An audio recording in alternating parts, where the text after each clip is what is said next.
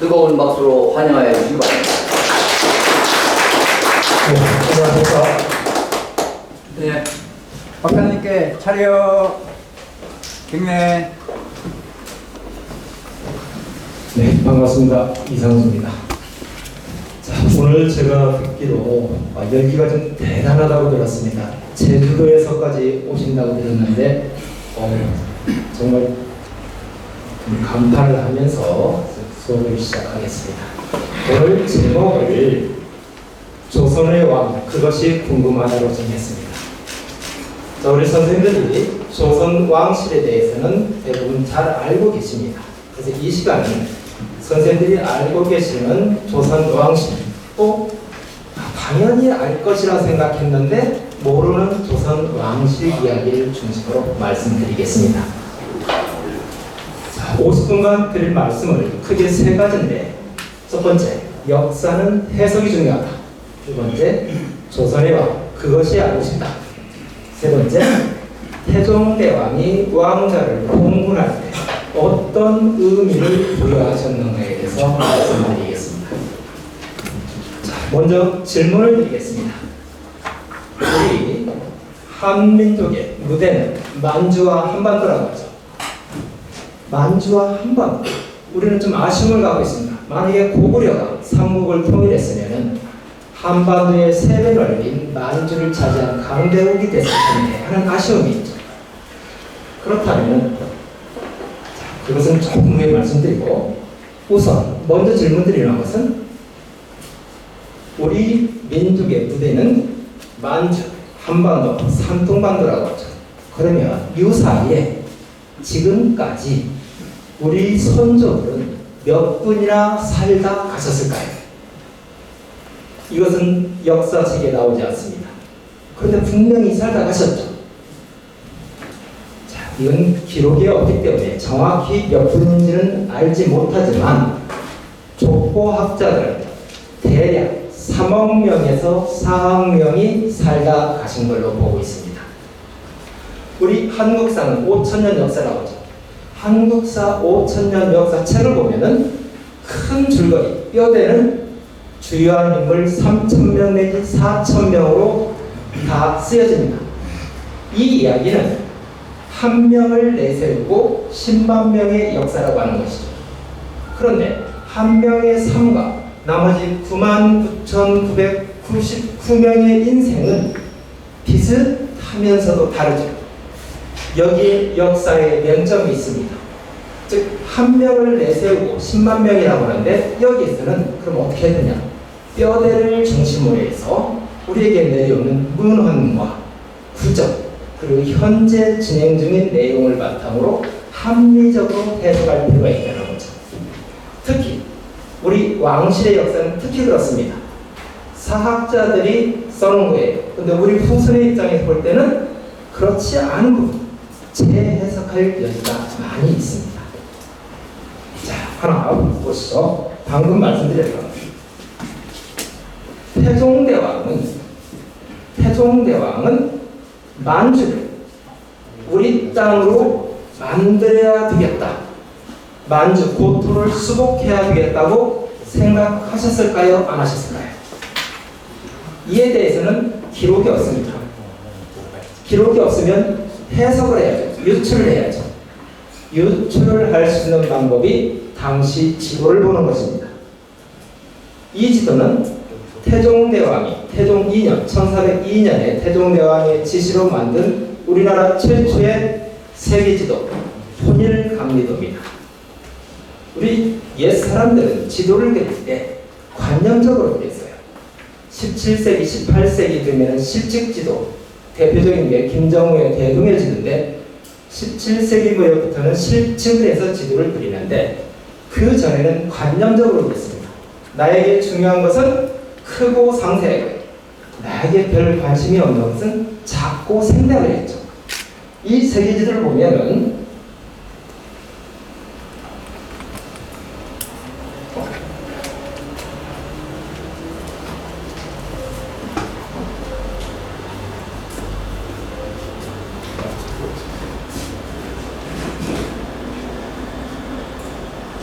요 세계 지도를 보면은 우리 조선이 대단히 크게 그려져 있고 명나라가 조선의 2배 내지 3배 크기죠.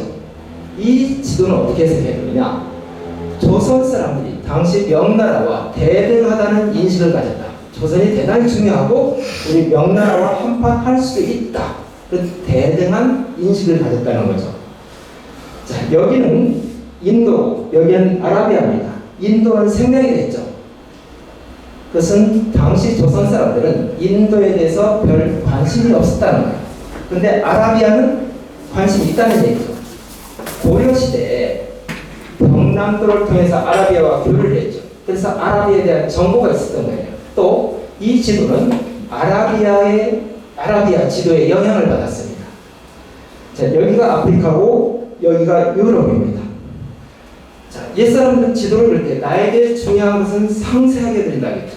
중요하지 않은 것은 생략한다는 거죠. 자, 일본을 보겠습니다. 태종시대, 태종은 일본을 어떻게 인식했을까? 일본은 여기 지금 거꾸로 그려져 있죠.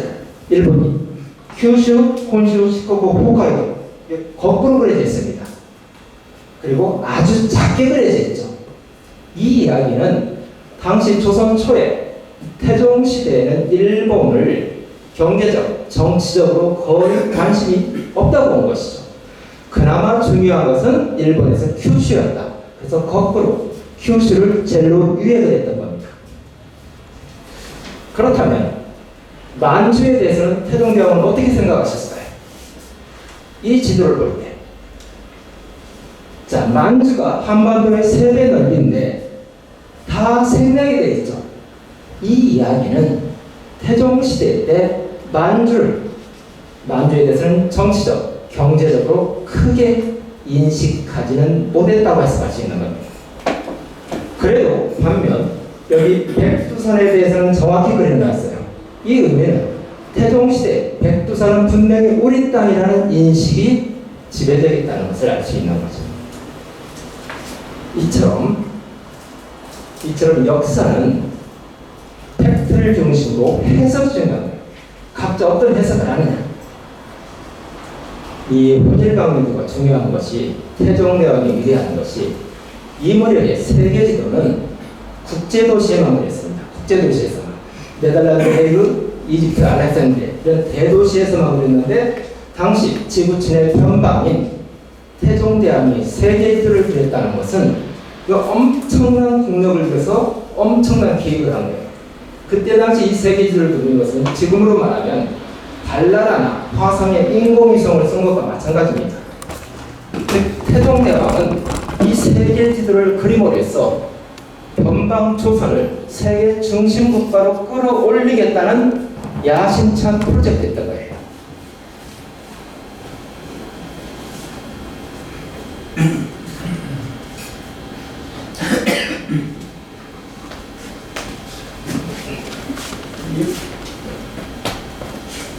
이게 잘 안 넘어가는데.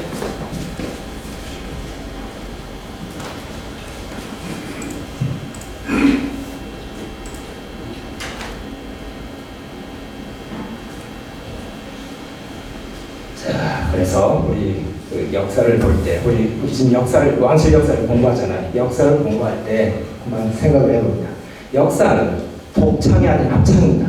사학자가 쓴 것만이 역사가 아니라 모든 시민이 쓴 것이 다 역사가 되어야 됩니다. 그래야 실체적 진실에 가까워지는 거죠. 자, 기록되지 않은 역사는 역사가 아닐까? 당연히 역사죠. 기록이 되지 않았을 뿐이죠. 역사 기록은 주입식 교육이 아닐까? 이건 거의 역사 기록은 100% 주입식 기록이라고 봐도 됩니다. 지금까지. 자, 우리 선생님들 일기를 쓰면은 뭔가 미화가 되죠. 참회록도 진실이 아닌 경우가 많습니다. 우리 정치인들 참회록 쓰잖아요. 이거에 대해서 고개 끄덕이지 않는 분도 많잖아요. 그러면 역사는 어떻게 읽어야 되냐? 역사 기록, 이것은 합리적 의심을 할 필요가 있다는 거죠. 우리 시각으로 써야 할 필요가 있다는 거죠. 자, 조선 왕실사를 합리적 의심을 한번 해보겠습니다. 권원능은 지금 사학자들이나 작가들이 태조대왕이 새어머니 신덕왕후를 미워해서 정릉에 모시지 않고 동릉에 모셨다. 이제 태조대왕에 대한 불효다라는 시각으로 든 글을 쓰고 있습니다. 이게 사실일까요? 이것은 조선왕조실록에 태종대왕이 불효하기 위해서 아버지를 건원릉에 모셨다 이런 문제는 없습니다. 개연성을 가지고 사학자가 해석하고 그것을 글을 쓰니까 작가들이 인용을 해서 지금 일반적으로 인식되는 거죠.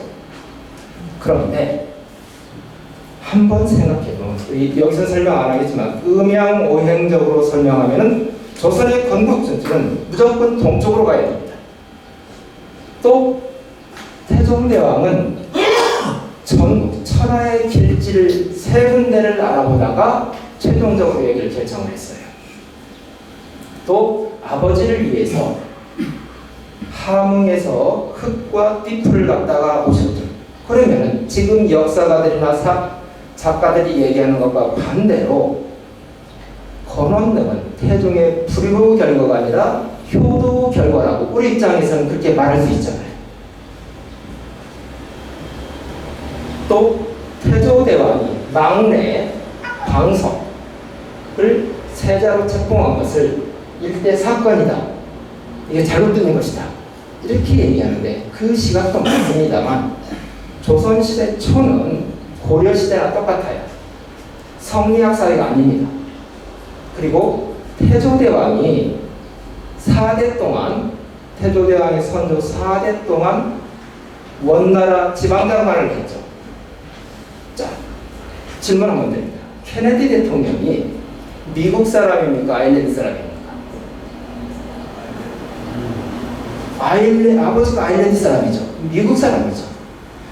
그러면 그 당시 가치관은 우리 사람의 가치관은 사춘기를 벗어나면은 사춘기 이전에는 언어와 가치관이 바뀔 수가 있지만 사춘기 이후에는 생활 패턴이 거의 바뀌지 않아요.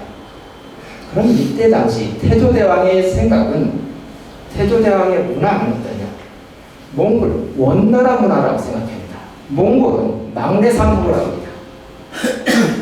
그 유교에서는 장자 큰아들 상속하지만 몽골에서는 막내 상속을 해요. 그리고 여진에서는 강자 힘 있는 아들 상속을 합니다. 그럼 태조대왕이 자랐던 곳은 함경도는 고려 사람과 여진 사람과 몽골 사람들이 다 사는 동네에 있어요. 그러면 태조대왕은 사춘기 시절 거기서 보냈습니다. 그렇다면 원나라 사람, 여진족 사람 이 사람들의 영향을 받을 수밖에 없죠. 즉 막내 상속이 일대 사건이 아니라 태조대왕 입장에서는 어렸을 때부터 보고 익혀온 자연스러운 결과일 수도 있다. 이렇게 우리 시각으로 해석할 수가 있는 거죠. 눌러주십시오.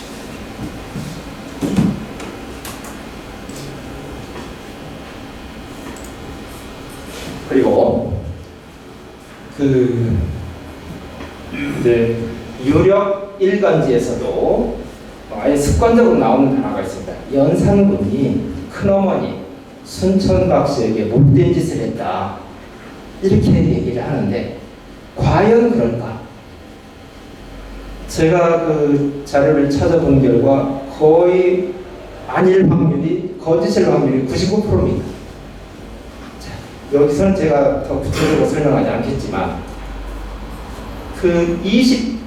연산군이 30초반인데 박씨 할머니는 50대였어요. 그리고 월산대군과 20년간 부부 생활하면서 성녀, 아이를 낳지 못하는 분이었어요. 그런데 어느 날 갑자기 임신했다고 하면서 그런 내용이 나오는 것은 거의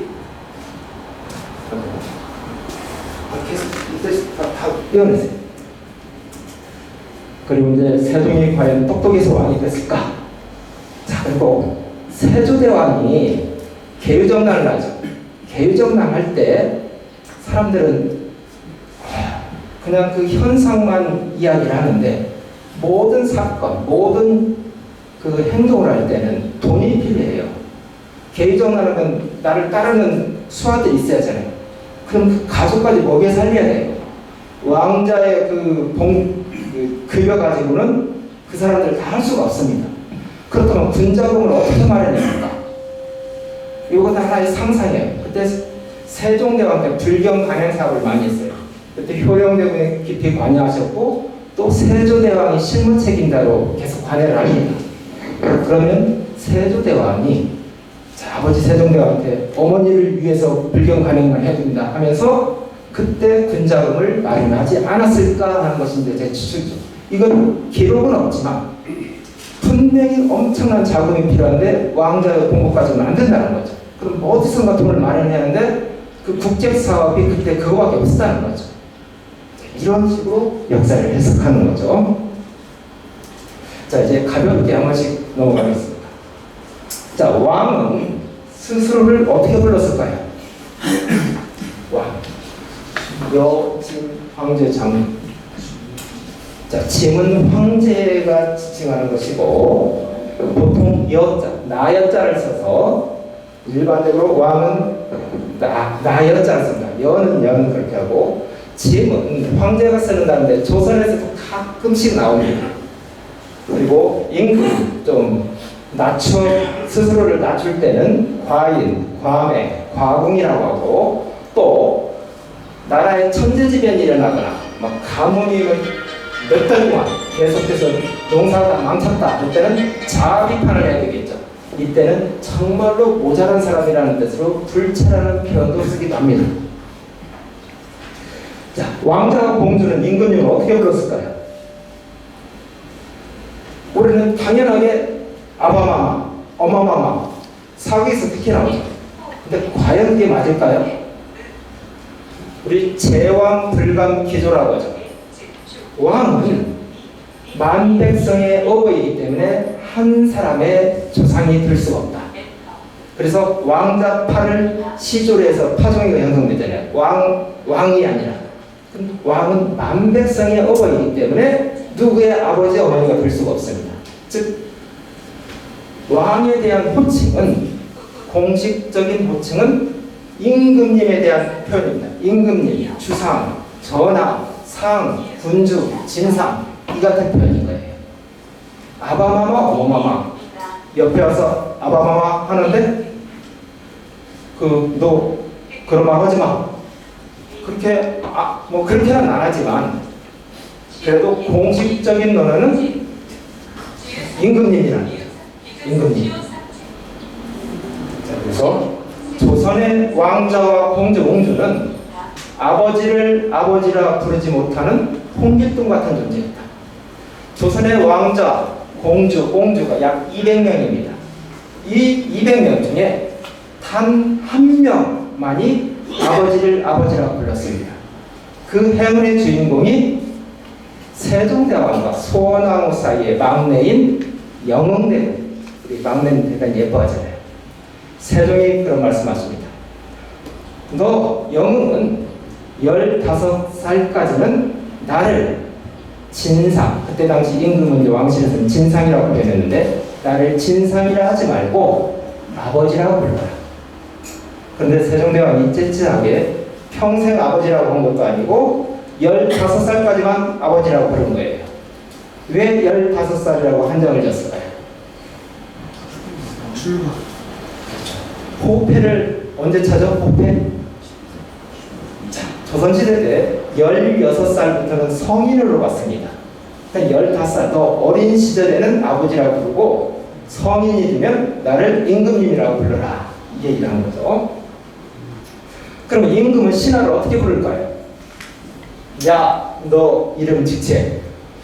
임금은 마음대로 부릅니다. 야라고도 하고 너라고도 하고 이름도 부르고 직책도 부르고. 우리 사극에서 보면 보통 영상, 좌상, 이판대검이 말씀하시오 이렇게 하죠. 이렇게 직책을 부르기도, 근데 직책을 부르는 건 어느 정도 예우하는 것이고 보통은 이라고 합니다. 너희자. 너희는 할아버지, 80세 할아버지, 5살 뭐 손녀, 옆집 마지막 누구에나 다 이라고 합니다. 이는 영어로 표현하면 유예요, 유. 그래서 남녀노소, 지위고와 상관없이 유입니다. 이입니다. 그리고 직책에 따라서 영상, 좌상을 부르기도 하고 임금이 그리고 그 드라마를 보면 경이라고 합니다. 경은 2품 이상의 벼슬아치를 예우할 때 경이라고 부릅니다. 또 임금이 정말로 존경하는 그 신하가 있죠. 이런 경우는 선생이나 대인으로 표현합니다. 효종은 송준일과 송시열을 호칭할 때 두 사람을 묶어서 양송 선생이라고 예우를 했습니다. 또 효종은 당시 연희적인 이경애에게는 대인 선생이라고 불렀어요. 자, 결론. 왕은 누구든지 마음대로 부른다. 그 이라고 부른다고 해서 너 한다고 해서 하대가 아니다. 이것은 영어 유와 똑같다. 그런데 이런 경우는 있어요. 어전부유를 할 때 선조가 이런 경우가 있습니다. 임진왜란이 딱 일어났는데 선조 어전부유를 말. 자, 영상 이사회한테 영상 말씀하시오. 그 다음에 좌상이 유성룡이에요. 좌상 말씀하시오 그게 아니라 영상 말씀하시오. 그 다음에 성룡이 너는 어떻게 생각해? 이렇게 합니다. 이런 경우는 하대를 하는 거죠. 이때 왜 그랬느냐? 임진왜란이 일어났어요. 임진왜란 전에는 집권당이 동일입니다. 임금이나 집권당은 나라가 태평하다고 해야 돼요. 뭐 전쟁이 일어날지도 모른다면 소요가 일어나니까 나라가 태평하고 지금이 아주 좋은 시대다. 그렇게 해서 임진왜란이 일어날 거라고 경고가 옴에도 불구하고 아니다. 지금 태평성대다. 이렇게 해서 동인과 선조의 입장이 딱 맞아떨어졌는데 막상 전쟁이 일어났잖아요. 그러니까 선조가 그 책임을 유성룡에게 묻는 거죠. 그러면서 소심하게 복수를 하는 거예요. 영상 말씀하시오. 성룡이 너 얘기해봐. 이런 식으로. 자, 조선의 왕은 하루에 몇 가지를 할까요? 자, 조선의 왕의 업무를 만기라고 하죠. 만기는 1만 가지 일을 한다. 즉 엄청나게 일을 많이 한다서 만기라고 하는데 이 만기의 뜻은 원래 뜻은 석양이 나옵니다. 그 고유라는 사람이 하나가 고유라는 사람이 우임금에게 이런 얘기를 합니다. 1일 2일 만기요 무강소관이요 하루 이틀이 만 가지 기틀이 될 수 있습니다. 즉 그러니까 임금의 행동은 임금이 빈틈을 보이면은 그 벼슬아치들이 뭔가 틈새를 노릴 수 있으니까 임금은 항상 마음과 몸을 조심해야 됩니다 하는 의미로 쓴 거예요. 근데 이게 나중에 시대가 그러면서 임금의 업무는 산처럼 많아서 만기라고 했습니다. 자, 그러면 임금은 10가지는 제가 10가지를 썼는데 10가지는 뭘까요? 조선시대에는 상소의 문화입니다. 글을 써가지고 자기 주장을 하죠. 그래서 상소가 어느 날은 한 건이 없을 수도 있고 어느 날은 수십 건, 수백 건이 올 수도 있죠. 정기서 오면. 그러면 임금이 상소를 다 읽느냐? 이게 상소는 어떤 주장을 하기 위해서 쓰잖아요. 긴 상소도 있고 작은 상소도 있지만 긴 상소는 주장을 하다 보니까 길어져요. 그리고 주장을 하는데 단순하게 핵심만 하는 게 아니라 중국과 우리나라 고사를 이용해서 막 길게 씁니다. 이 같은 긴 글을 임금이 다 읽을 수 없어요. 물리적으로 임금이 읽을 수 있는 한계는 한 10편 정도가 맥시멈입니다. 10편. 그러면 나머지 상소는 어떻게 하느냐? 비서실에서 상소를 다 읽은 다음에 메모 형식으로 딱 우리 이강원 선생은 이런 주장을 했습니다. 메모 한 2줄로 하고 답은 이렇게 답하시면 좋겠습니다. 딱 비서실을 다 주고 정말 중요한 것만 10건 이내를 읽습니다. 임금인. 자, 이것은 잘 아시겠죠? 조선의 적장자로서 왕위에 오른 분은 7분이 계시죠. 문종, 단종, 연산군, 인종, 현종, 숙종, 순종. 자, 조선의 왕비는 몇 분일까요? 조선의 왕비는 45명이고 후궁은 약 130명. 그 중에 30명은 간태 후궁이고 한 100여 명이 궁녀 출신으로 추정이 됩니다.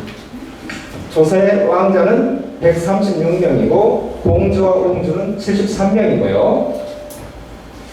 자, 조선의 왕자에 대한 호칭이 아닌 것은 정실부인, 중전의 아들은 대군이라고 하고 후궁의 아들은 군이라고 하죠. 여기까지는 다 아시는 사실이고, 그러면 후궁의 아들인 왕자를 서자라고 할까요, 안 할까요?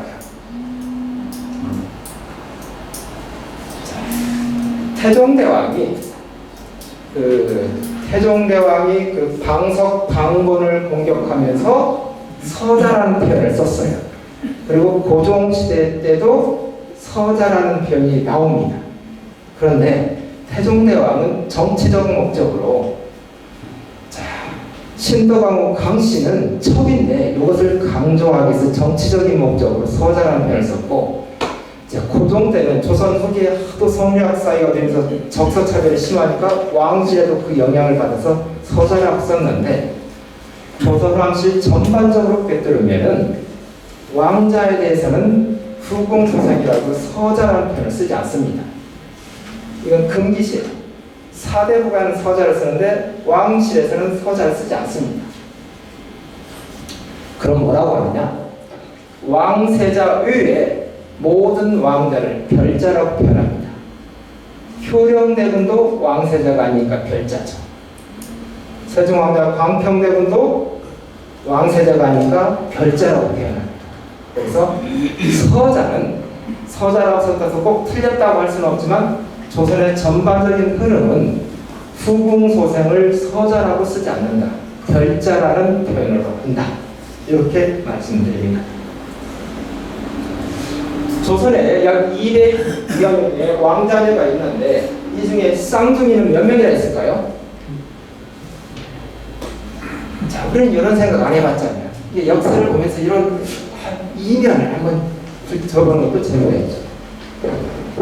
그 자연계에서 쌍둥이 생산 확률은 0.3%입니다. 1000명에 3명이죠. 조선의 왕자녀는 약 200여 명이니까 한 명도 나오지 않는 게 자연의 이치는 맞죠. 그래서 실제로 조선의 왕자녀 중에는 쌍둥이가 한 명도 없었습니다. 물론 문정왕후가 사산을 했는데 그 사산했는데 쌍둥이였다, 이 내용이 있고, 지금 일부에서 그 성주 세종대왕자 태실에 가면은 그 영해군 태실이 2기가 있어요.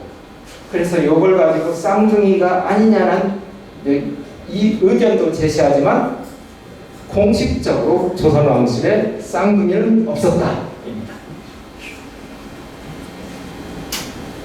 자, 왕이 있고 왕세자가 큰아들을 낳았습니다. 원손이죠. 원손은 왕실에서 어떻게 불렀을까요? 자, 황제는 폐하, 임금님은 왕은 전하, 세자는 저하, 대원군은 하파, 판서는 각하. 그러면 원손은 어떻게 불렀을까요? 이거 역사식이 안 나오죠?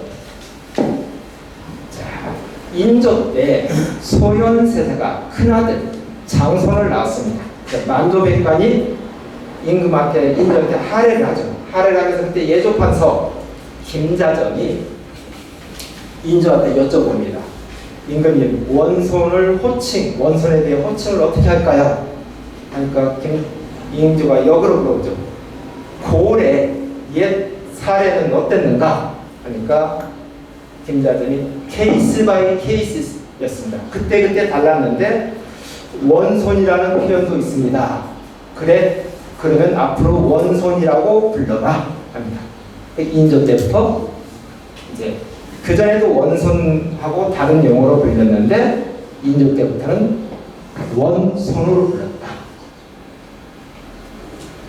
자, 전통 시대는 건물하고 옷 색깔로 신분을 표시했습니다. 건물은 우리 잘 알고 계시죠? 폐전당합 각재헌루, 살고 있는 건물 아니면 금문처에다가 그 아래에다 사람을 표시했던 하자를 써가지고 존칭을 하는 거죠. 폐하, 전하, 당하. 원래 세자를 당하라고 불러야 하는데 저하라고 부르죠. 왜 저하라고 불렀냐? 고려시대 때 세자를 당하로 불렀어요. 그래서 그 유습이 남아가지고 그대로 이제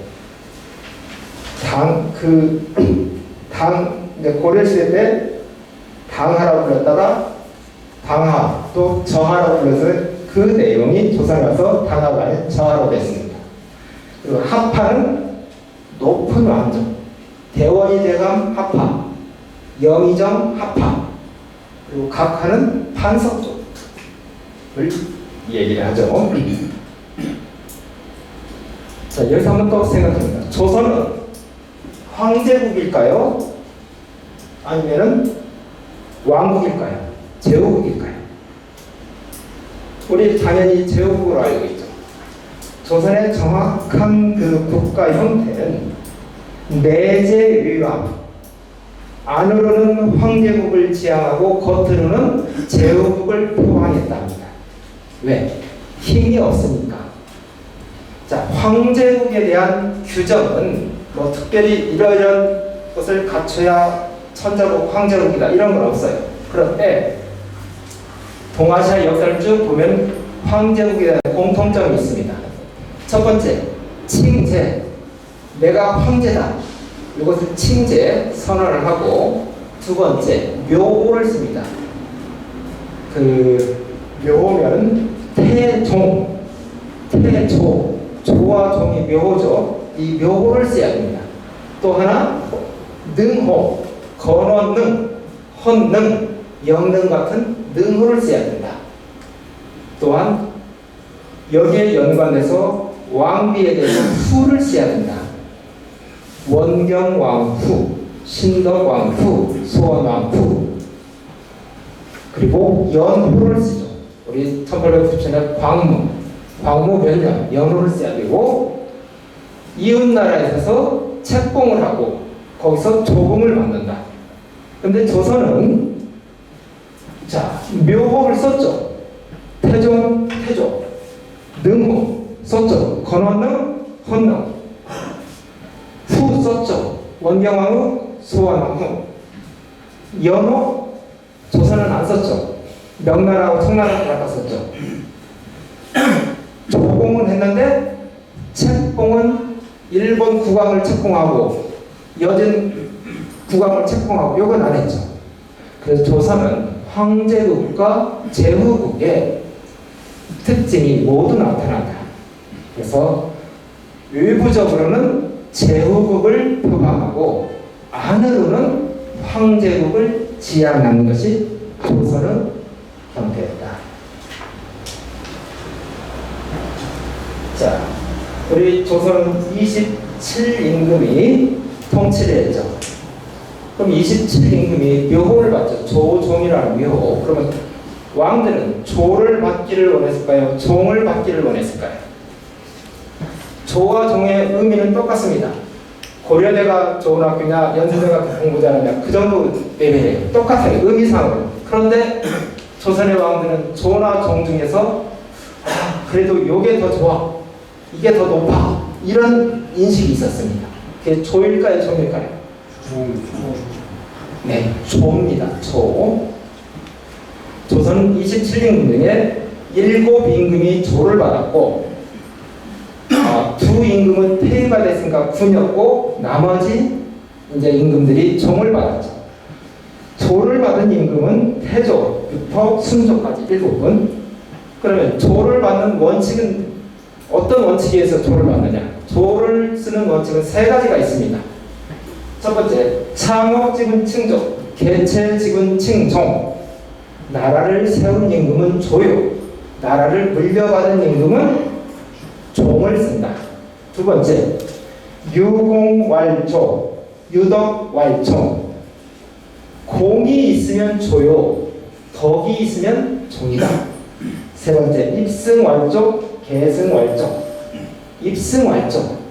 이 왕이 될 그 줄이 아닌데, 왕이 되는 줄에 들어가가지고 왕이 되면은 조를 쓰고, 물려받으면 종이다.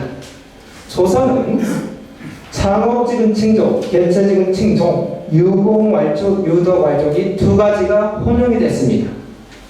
먼저 태조를 보자. 태조는 건국 군주니까 나라를 세웠으니까 조를 썼고, 세조는 계유정난을 했죠. 세조 입장에서는 이미 김종서나 황보인에 의해서 나라가 망했다고 본 겁니다. 새 나라를 건설했으니까 창업으로 와서 조를 쓴 거예요. 그 다음에 선조는 임진왜란을 극복한 공로가 있다. 인조는 병자호란을 극복한 공로가 있다. 영조와 정조는 조선 후기 르네상스를 이끌었다. 순조는 홍경래난을 진압했다. 이 같은 공로가 있다 해서 조를 썼던 거죠. 조선의 왕들은 왕이 승하시는 그 사왕, 그 뒤에 아들 왕은 내 아버지를 조자를 올리기 위해서 은근히 신경전을 펼쳤다. 이렇게 말씀드립니다. 그렇다면 중국은 조와 종에 대해서 어떤 입장이었을까요? 이제 중국은 함족과 북방민족이 계속 번갈아가면서 통치를 했죠. 함족은 이 창업지근 칭종, 개체지근 칭종에 엄격했습니다. 그리고 북방민족은 유공활종, 유덕활종에 유연했어요. 그래서 한족 국가인 명나라는 조를 쓴 임금이 두 임금이에요. 창업군주인 그 주원자 태조하고 영락제, 그 원나라 멸망시킨 영락제 성주 두 명처럼 이렇게 엄격하게 창업지근 칭종, 개체지근 칭종을 지킨 데 반해서 청나라는 유공활종, 공이 있으면 조를 써가지고 청나라는 이 조를 쓴 사람이 여러 명이 나와요. 조선도 이걸 보면 북방민족과 괴를 같이 했다고 볼 수 있습니다.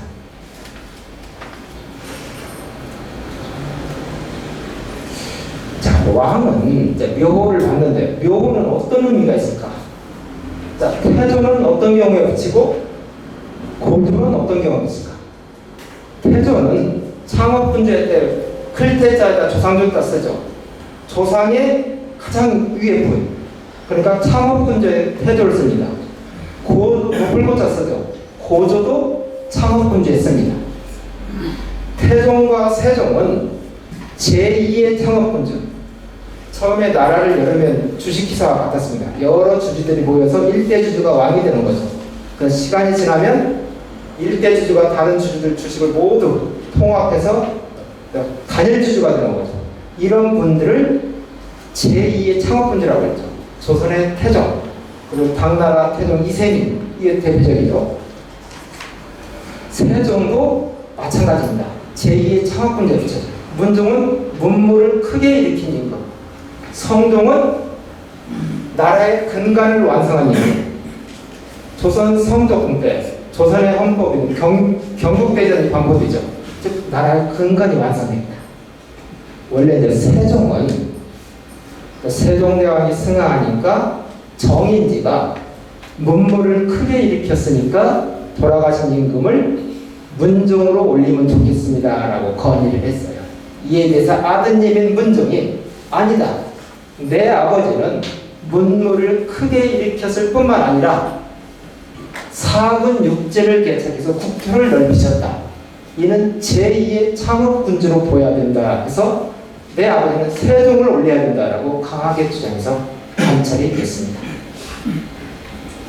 그러면 묘호는 이제 보통 예종 때 같은 경우는 돌아가신 뒤에 바로 묘호를 정하게 되면 전반적으로는 3년상 끝나고 종묘에 부묘를 할 때 묘호를 정합니다.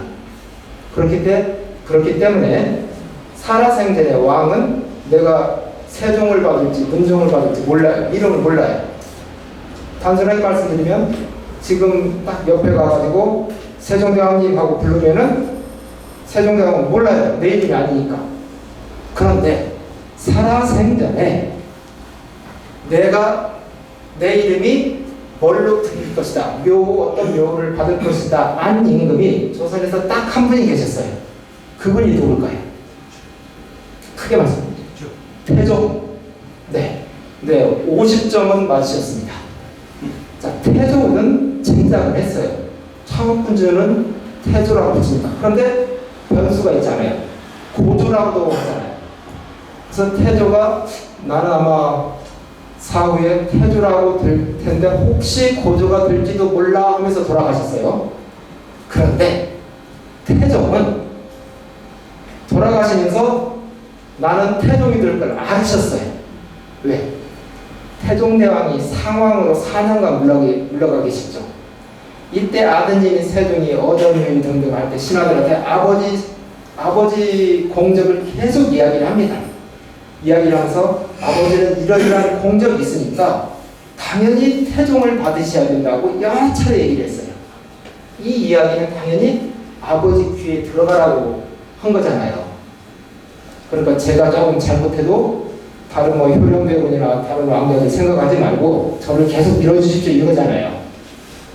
즉 세종대왕은 아버지 살아계실 때 아버지는 태종이다 계속 말씀하셨기 때문에 태종대왕은 조선의 왕 중 유일하게 내가 죽어서 어떤 묘를 받을 거라는 아셨습니다.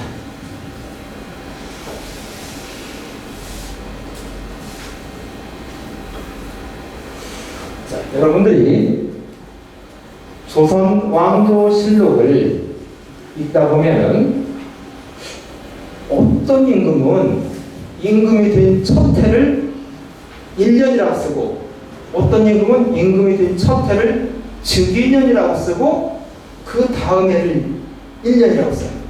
가령 오늘 2023년 6월 22일 임금이 돌아가시면은 2022년에는 임금이 두 분이죠. 6월 달까지 임금하신 분이고 하반기에 임금하신 분. 그러면 조선 왕조에서는 원래 2023년은 앞에 6월까지 통치한 임금을 해로 본 거예요. 그래서 뒤에 임금은 즉위년이라고 하고 24년부터를 1년이라고 한 거죠. 그런데 어떤 임금들은 임금이 되자마자 즉위년 빼버리고 1년이라고 해요. 그 1년이라고 쓰는 분이 6분이 계십니다. 그분들은 누구냐? 자, 여기서 즉위년, 1년이 아니라 즉위년을 쓸 수 있는 임금은 어느 분일까요? 여기 보기에서.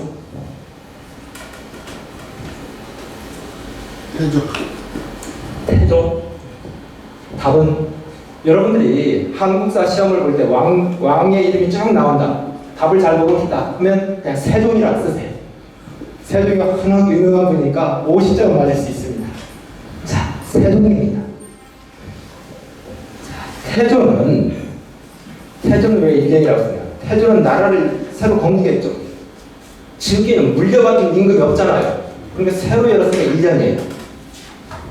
근데 여기 또 정종도 1년이라고 씁니다. 용비어천가 기억나시죠? 해동 용룡이 나라샤 일마다 천목이. 여기서 해동 용룡이 어느 분이라고 들었죠? 태조의 4대조인 목조, 익조, 도조, 환조, 태조, 태종이죠. 이 용비어천가가 국정 홍보자예요. 국정 홍보자예요. 그럼 세종의 국정 홍보자를 만들면서 우리나라는 6 임금을 거쳐서 나에게 대통령이 물려졌다 이거잖아요. 여기서 큰아버지 정종을 넣고 107용이라고 해도 되는데 세종이 뺐어요. 왜 뺐느냐? 정종대왕은 임금이 아니라고 한 거죠. 임금이 아니고 잠시 임시로 다스렸던 분이다 이렇게 한 거예요. 왜? 정종대왕을 임금으로 인정하면은 정종대왕 왕자들이 많잖아요. 왕이 계승권을 주장하는 거예요. 그래서 용비어천가를 딱 써가지고 조선의 왕통은 태조에서 태종으로 해서 세종으로 넘어왔다. 정종은 왕이 아니다. 의도적으로 용비어천가를 써놓은 겁니다. 그러면은 그 정종실록이 세종 때 만들어지죠. 그럼 세종이 이제 태조한테 정종이 왕위를 물려받았다고 하면은 정상적인 왕이잖아요. 그럼 물려받으면 즉위년이다. 앞에는 태조, 뒤에는 정종이니까 즉위년을 쓸 수가 없는 거예요.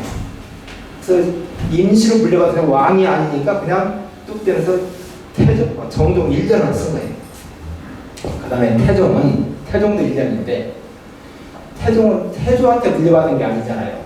태조한테 물려받았으면 직위년을 쓰는데 정종한테 물려받았어요. 근데 정종은 임금이 아니죠.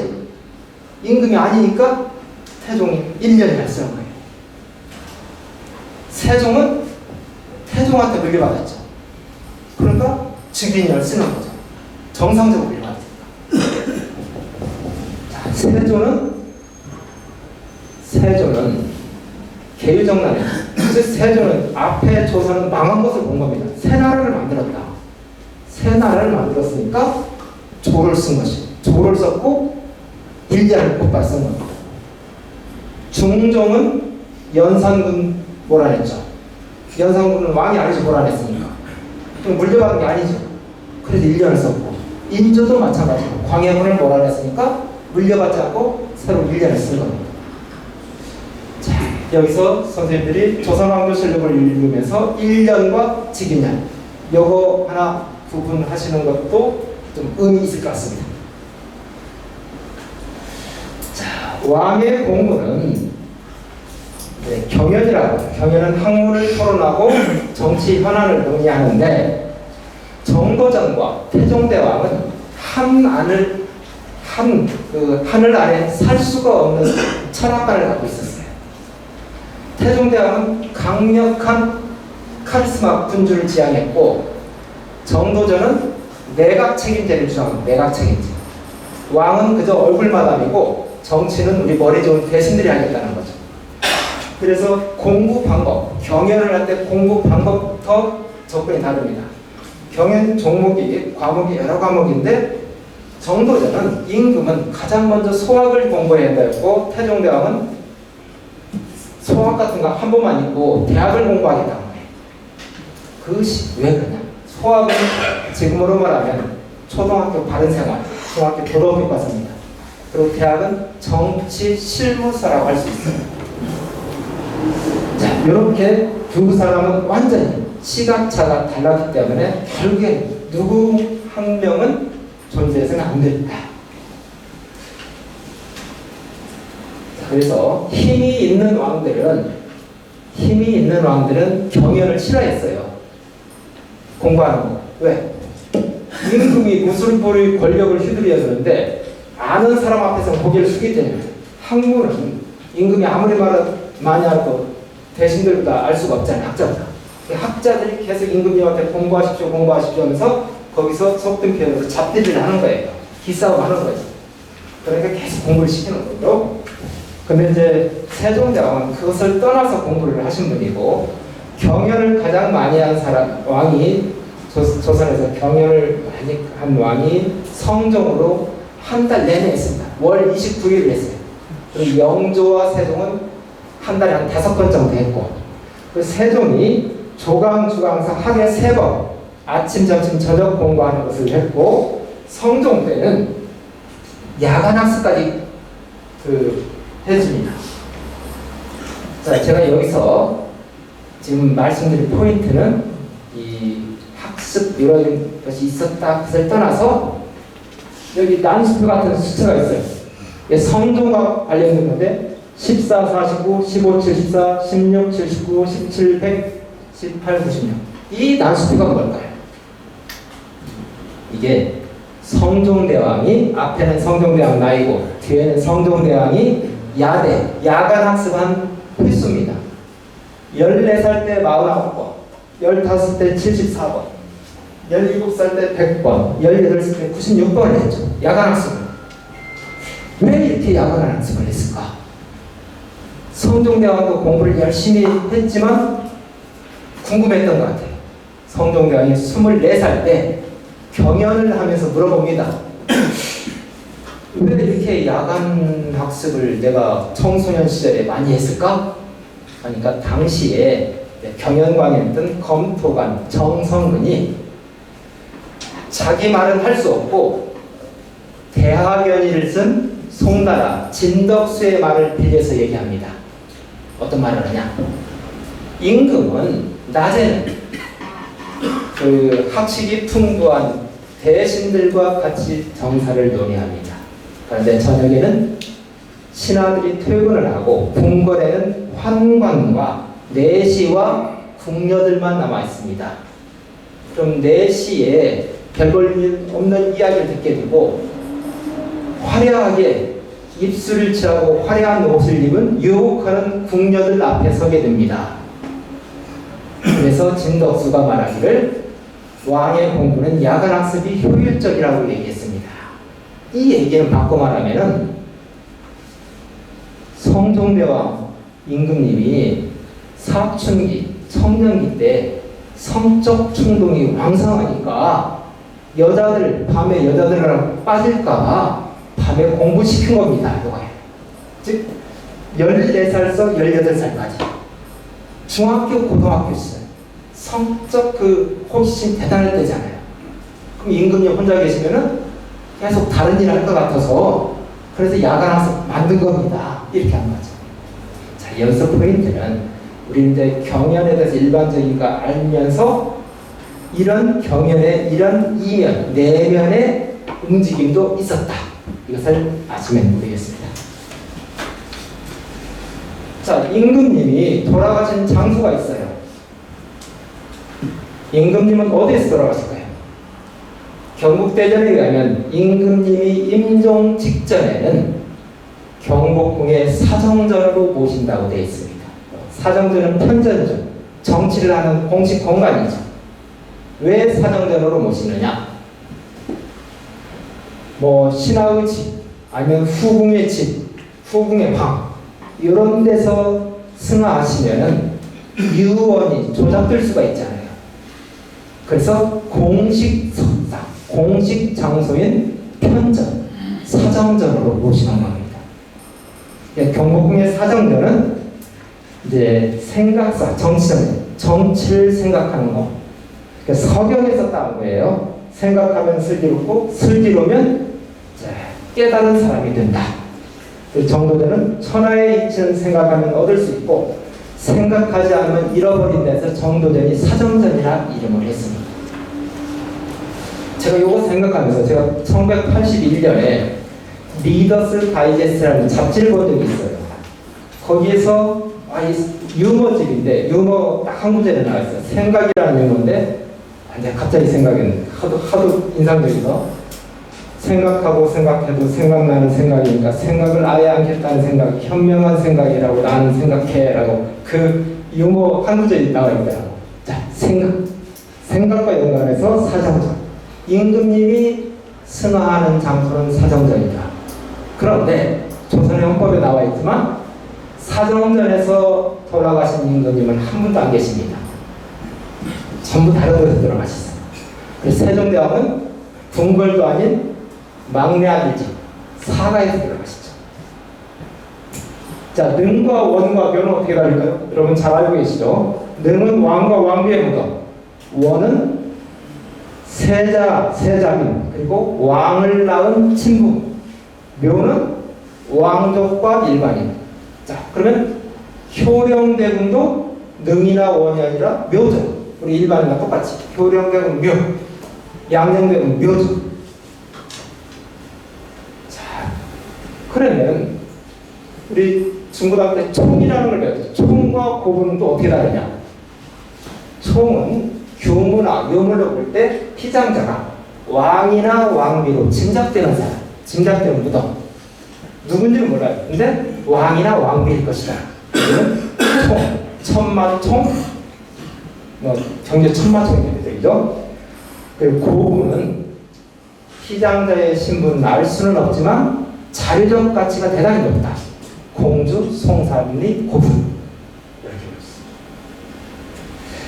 자, 우리 그 원에 정자각이 있나요, 없나요? 왕릉에는 정각이 있죠. 휴경원이나 이런 원에는 정자각이 있나요, 없나요? 있죠. 정자각이 언제부터 생겼을까요? 그 원에. 인조가 생부를 존숭하기 위해서 원에도 정자각을 설치했습니다.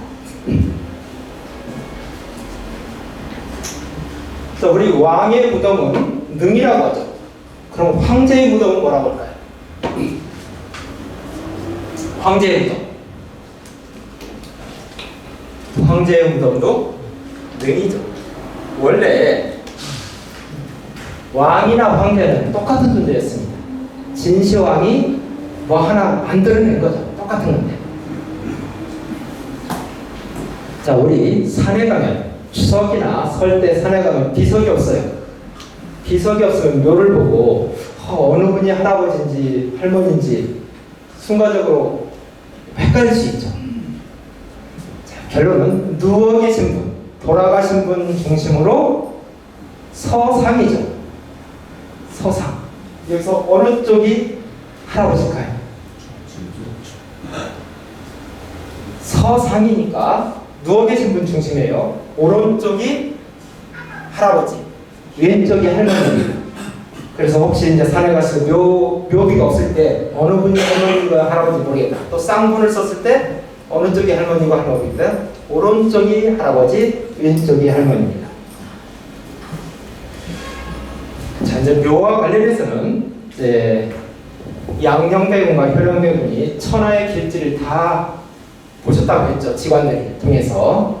그래서 이제 양녕과 효령 두 형제분이 전국을 다니다 수도권 다 보셨는데 지덕사도 보시고 여기 청건사도 보셨는데 직관이 말하기를 지덕사는 그 명예를 얻을 터고 청건사는 그 재력을 얻을 터다. 이런 말이 내려왔다. 그래서 형님 먼저 아우 먼저 하다가 양녕은 지덕사로 가시고 효령대군은 이 청건사로 오셨다. 이런 이야기가 지덕사 측에 내려오고 있습니다. 자, 여기서 또 하나 궁금한 게 있어요. 우리 일반에서는 사가 묘를 옮기기도 하고 왕은 또 천장을 하죠. 뭐 풍수상 어쩌다 해서 천장을 할 때, 그럼 천장을 할 때 임금님이 뭐 아버지나 할아버지 묘를 능을 천장을 할 때 곡을 할까요, 안 할까요? 묘를 쓸 때는 처음에 능을 쓸 때는 곡을 합니다. 그럼 천장을 할 때는 곡을 할까요, 안 할까요? 요것도 문헌에 곡을 했다 안 했다 그런 문헌이 없어요. 그런데 왕조실록을 읽다 보면 천장을 할 때 임금이 직접 가지 않잖아요. 가령 파주에서 여기 선정릉으로 천장을 할 때 왕이 이 창덕궁에서 선정릉 쪽을 향해서 읍을 합니다. 읍을 하고 곡을 했다는 표현은 안 나와요. 근데 개연성으로 볼 때 곡을 하지 않을 겁니다. 왜? 처음에는 돌아가시면 흉내인데 종묘에 부묘하면서 길례로 바뀌어요. 그러니까 이미 천장을 할 때는 몇십 년 지난 후에 천장하잖아요. 그래서 곡을 하지 않을 것이다 라고 추론할 수 있습니다. 또 왕조실록에 그때 당시 임금이 읍을 했다 요 내용만 있으니까요. 자, 임금이 돌아가시면 종묘에 모시죠. 종묘는 언제 모시느냐? 3년상이 끝난 뒤 27개월 3년상 끝난 뒤에 모시죠. 그럼 종묘 제약으로 그러면 3년상이 6월 22일 날 끝났다 하면 6월 23일 날 모시냐? 그건 아니에요. 조선시대 종묘는 5차례 재앙을 모셨죠. 추나, 추동, 나비. 이 5차례 재앙을 모시는 달에 그때 종묘의 풍이랍니다. 자, 3월 달에 3년상이 끝났다 해도 4월 달에 종묘되어 있으면 4월 달에 모시는 거예요. 그럼 왕비가 먼저 돌아가셨으면 어떻게 하느냐? 왕비가 10년 전에 돌아가셨으면 왕이 돌아가실 때 10년 후 돌아가실 때까지 기다렸다 그때 같이 부묘를 합니다. 왕비는 먼저 부묘하는 게 아니라 왕과 함께 한다.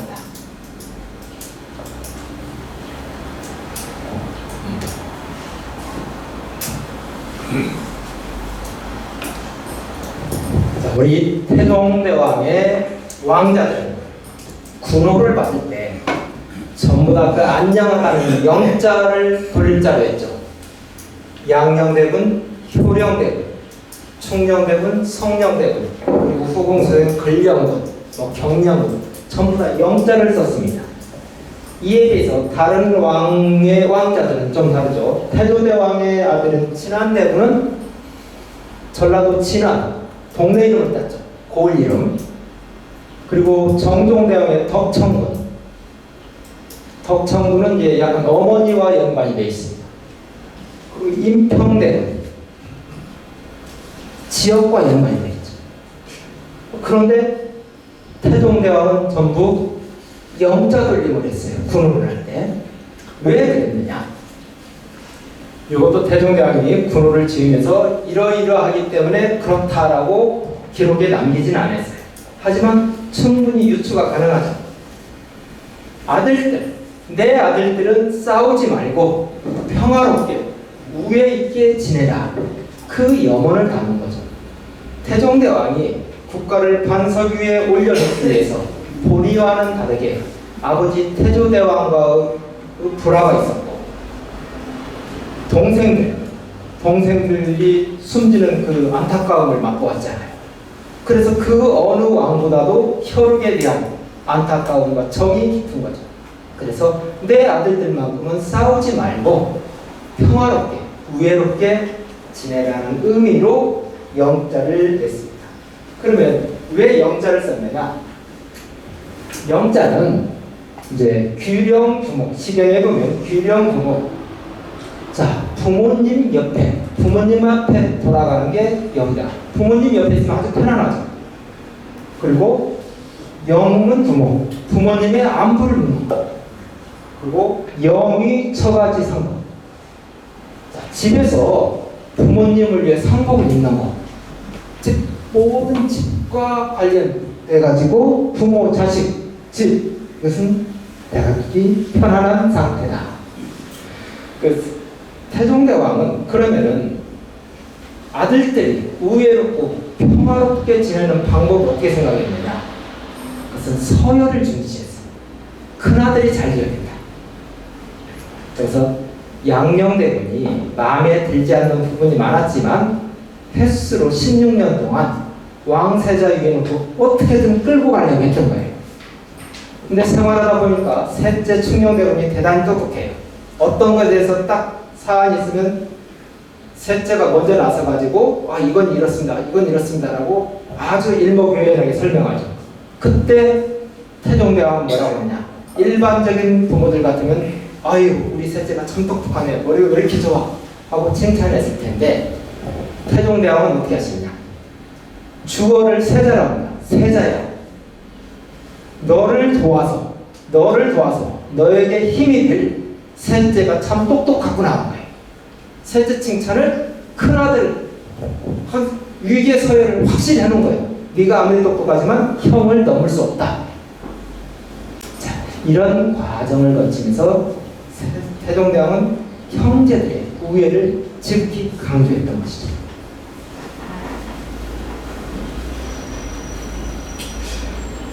자, 그런데 태종대왕의 이 군호는 양녕대군, 효령대군, 충녕대군 하니까 계속 그 군호를 사용하잖아요. 이것은 자기 암시가 되는 거죠. 영자가 들어갔지? 편안하게 살아야겠다. 평화롭게. 스스로 자기 암시가 된 결과인지 태종대왕의 아드님들은 자, 양녕대군, 효령대군 정권 다툼하지 않고 천수를 누렸죠. 셋째가 왕이 됐으면 첫째, 둘째는 죽은 목숨에 다름없잖아요. 근데 천수를 누렸죠. 이에 반해서 세종대왕은 아들 군에다 영자를 안 넣었죠. 지역 이름을 넣습니다. 지역 이름. 세종대왕은. 그리고 태종대왕은 그 위계질서를 중요시하면서 아들들에게 역할을 분명히 했어요. 셋째가 똑똑하지만 너는 자라서 할 일이 없으니까 음악이나 악기나 타고 놀아라 했죠. 공부 열심히 하지 말라고 그랬죠. 근데 세종대왕은 아들들을 전부 다 능력자를 키웠어요. 어떤 정치 현안에 대해서 세자, 안평대군, 수양대군 같이 보내서 중국 사신 만나게 합니다. 정치에는 계속 참여해. 메시지를 수양대군 통해서 발표하고 그래요. 이런 과정을 거치다 보니까 아들들 능력이 굉장히 왕의 버금가는 왕의 자세를 다 갖추게 됐어요. 물론 세종대왕의 본뜻은 이 문종을 도와서 그 동생들이 도와서 잘 나를 다스리는 그 의미였지만 그 아들들은 다른 뜻을 품었던 거죠. 자, 여기서 한번 생각해 보세요. 내가 수양대군이라면은 정권 욕심을 낼까 안 낼까? 저는 100% 낸다고 해요. 왜 그러냐? 자, 증조 할아버지 태조는 왕이 아니었죠. 장군이었죠. 그리고 할아버지 태종은 다섯째 아들이죠. 아버지 세종은 셋째 아들이죠. 그런데 수양대군 입장에서 나는 다섯째도 셋째도 아닌 둘째 아들이죠. 내가 왜 임금 못해? 당연히 생각하죠. 또 그만큼 능력이 있고. 그래서 세종대왕은 아들들을 경쟁적으로 키웠고 능력을 위주하다 보니까 결국에 아들들의 말로가 손자가 죽고 안평 금성이 비극에 갔던 거죠. 즉 세종대왕이 잘하셨던 것은 세종과 구별되면서 자녀 교육에서 아들들에게 우애를 특히 강조했다. 영자를 둔 것. 이거에 큰 의미를 부여할 수 있다. 자, 그럼 왕자의 공부는 보통 어떻게 하느냐? 군우를 어떻게 하느냐? 일반적으로 어머니 고향, 그 의가의 관양을 따르는 겁니다. 일반적으로. 그래서 완풍군, 상계군, 수도군, 금평군은 다 어머니와 관계가 있어요. 그리고 이제 덕천군, 정중의 덕천군은 태종대왕이 지어줬는데 군호를 인덕이 추천하고 모후가 어머니가 지시니까 연못에서 맑은 샘물이 쏟았다. 샘물에 물이 마르지 않는다. 그 물이 곧 고개 물이로 물이니까 덕천이란다. 태종대왕이 조카 덕천군을 어머니, 그러니까 덕천군의 어머니 관양을 따라서 지어진 거죠. 선성군도 마찬가지고. 그리고 이제 인조 보면은 능양군, 그 형제들 능양군, 능창군, 능원군이 있어요. 능성부시죠. 근데 형제들이 많으니까 전부 다 능주나 능성을 쓸 수가 없죠. 그래서 지역에 땅과 연관된 단어를 앞에는 능자 쓰고 다 바꿉니다.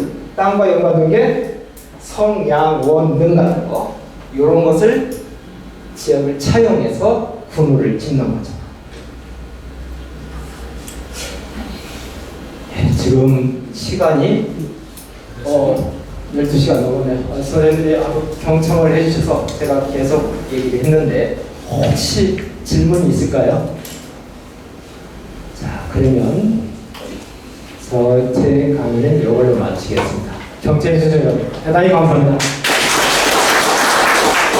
자, 우리 강사님께 차려 경례. 수고하셨습니다.